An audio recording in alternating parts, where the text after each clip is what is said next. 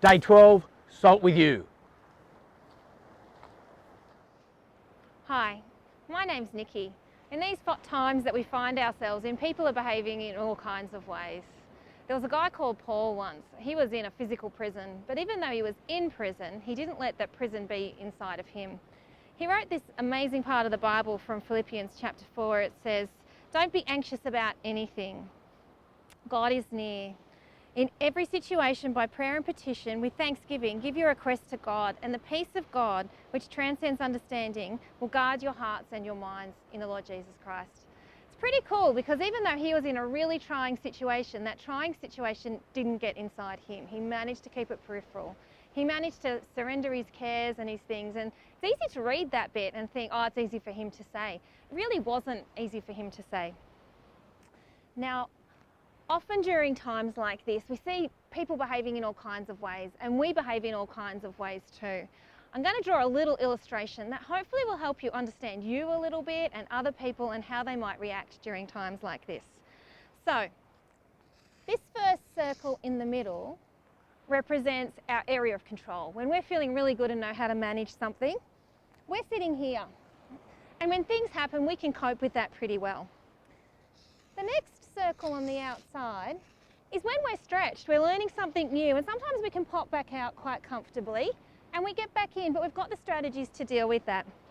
But there's another circle that times push us into around the outside even further. This is our crisis zone. And when people get to their crisis zone, they often revert to things they've learnt from childhood, survival techniques. Often their brain stops functioning. Your prefrontal cortex at the front of your brain helps you make decisions, and that flicks off and you go into your emotional responses to things. You're often not even mindful of what you're doing. Now, there's some ways that you can manage these things. There's some techniques that can help you.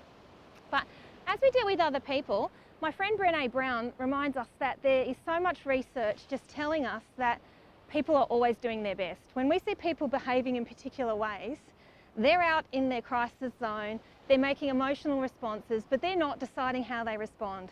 So how can we be kind to people like that? How can we be kind to ourselves when we see us behave? We reflect on behaviour and think, wow, what was going on for me when I said that or did that? I really want to encourage kindness.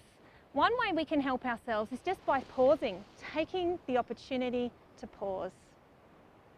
No matter what's going on, when we pause and we take a breath and calm ourselves down, you might notice your heart rate going. You might notice your thoughts racing.